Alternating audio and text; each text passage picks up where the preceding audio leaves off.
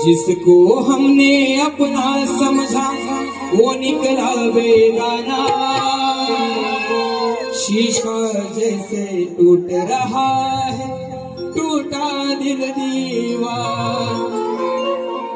म्हणून आजची ही जी कोकणातली आहे ना, कोकणातली, कारण माझा रान माणूस प्रसाद गावडे सांगतो की जी कोकणातली आज पिढी चालली आहे ना, काष्टी लावणारी असेल, रंगोट लावणारी असेल, ही माझी शेवटची पिढी आहे, बरोबर ना.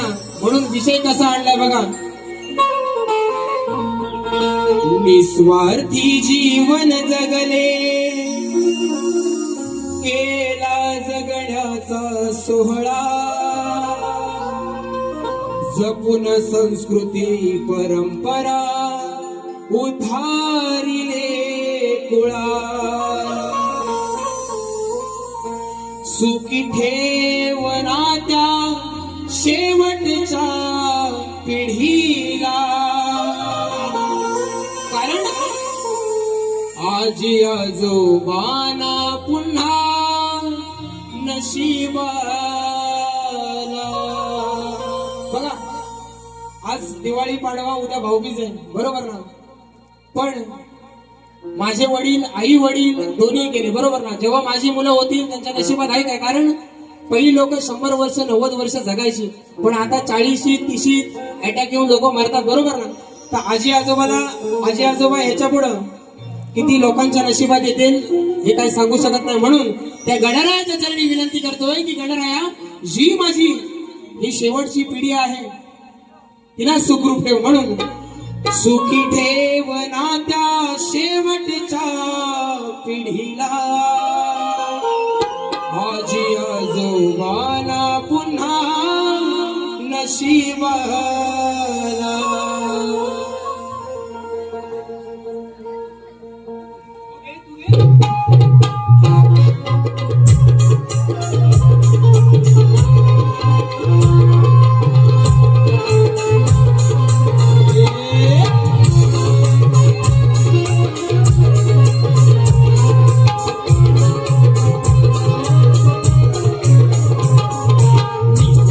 जीवन जगले, केला जगण्याचा सोहळा, निस्वार्थी जीवन जगले, केला जगण्याचा सोहळा, जपून संस्कृती परंपरा उद्धारिले कुळाला.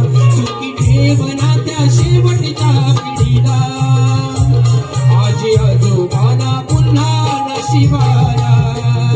सुखी ठेव बाप्पा शेवटच्या पिढीला, आजी आजोबांना पुन्हा नशिबाला. सुखी ठेव देवा शेवटच्या पिढीला, आजी आजोबांना पुन्हा नशिबाला.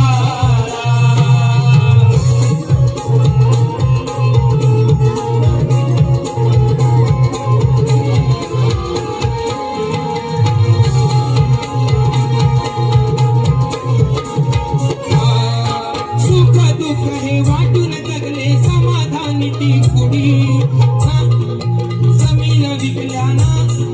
सुख दुःख हे वाटून जगले, समाधानी ती कुडी ना जमीन विकल्या ना उकरली मागची मढी.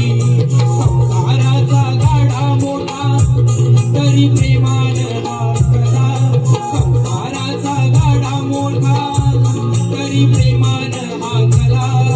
वाकली कंबर मोडला कला, तरी ना तुझा गला. सुखी ठेवना त्या शेवटच्या पिढीला, आजी आजोबांना पुन्हा नशिबाला. सुखी ठेवना त्या शेवटच्या पिढीला,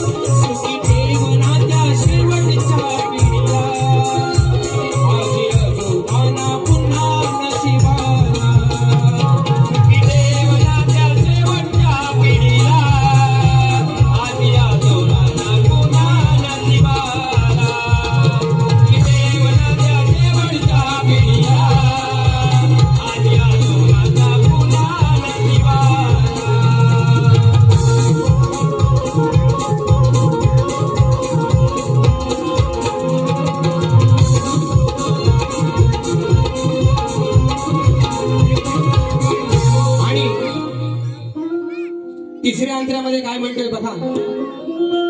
दोन भाऊ एक जीव